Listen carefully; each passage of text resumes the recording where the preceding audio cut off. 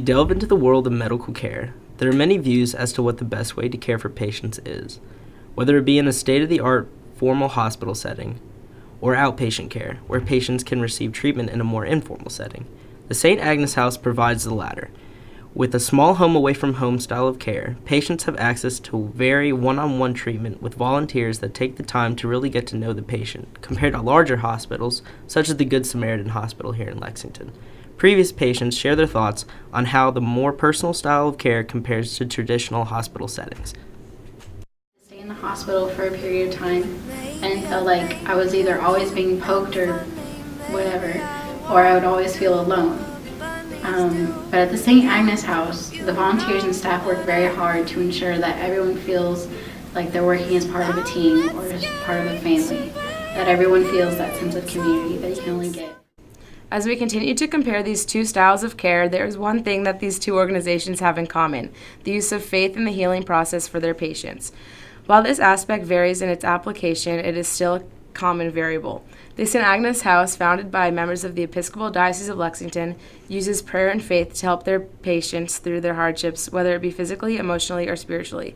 Their volunteers, who are available around the clock, spend their time not only caring for their patients' direct needs, but also help their patients by being there as friends. This more personal form of medical care helps to generate the bonds that are a key part of the St. Agnes House's mission. The relationships that are forged in the St. Agnes House make the patient feel less like part of the job and more like a person. Faith is a very important value to maintain as a patient is going through the stages of healing. It is important for not only the patient to maintain, but the family as well. Reverend Joe Alverson at the Albert B. Chandler Hospital comments about his views on faith and healing. Faith is extremely important to someone's healing. It is important for the patient and the family to have the faith and not to give up what they believe in. However, faith is not the only thing to help the healing process. Spirituality and pastoral care are also extremely beneficial, and that is what we offer here. The chapel at the Albert B. Chandler Hospital is inclusive by welcoming every denomination to come and attend the prayer services. We also asked Reverend Joe Alverson if faith was easy to find when you are ill. He stated that finding faith really depends on the person and the situation. I think many times people turn to spirituality and faith when certain events happen, but sometimes it can drive them away. I get the question, how can something so bad happen to someone so good, a lot? And I can't explain the reasoning behind this one sitting because there is so much to it. This response sometimes drives away the patients and causes them to question their faith. Though, according to the Reverend, more families utilize the chapel because the patients are usually in beds or at home. Despite this fact, the chapel is open to the staff, patients, and family members 24/7, and a chaplain can be contacted at any time. We went around the Albert B. Chandler Hospital and took footage of the rooms the patients have to live in. There's a substantial difference between the St. Agnes House rooms compared to a normal hospital room setting. Patients in normal hospitals don't receive the homey feeling that the St. Agnes provides for its patients.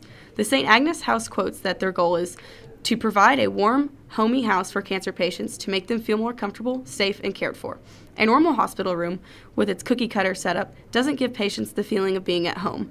While on the other hand, one of the main focuses at the St. Agnes House is to make its patients feel less like a patient and more like a person by letting them choose how to set up their room and providing them with the constant care from volunteers and nurses. Throughout this project, we tried to find that alternate perspective on faith healing and its application in formal and informal care. However, as we progressed, every lead that we had seemed to come up short, whether it be the St. Agnes House closing its doors, the lack of definitive statistics about faith healing, or assorted technical issues. The only commonality that we really seemed to find was the fact that everyone believes that faith healing is a good thing, but can never really seem to put their finger on how it really helps, or in what forms faith healing can be beneficial. Rather than finding concrete answers that praying and actively having faith helps the healing process, all we essentially found was that faith is a good thing, and to have it, and it helps. Agnes isn't just a house, it's a home away from home.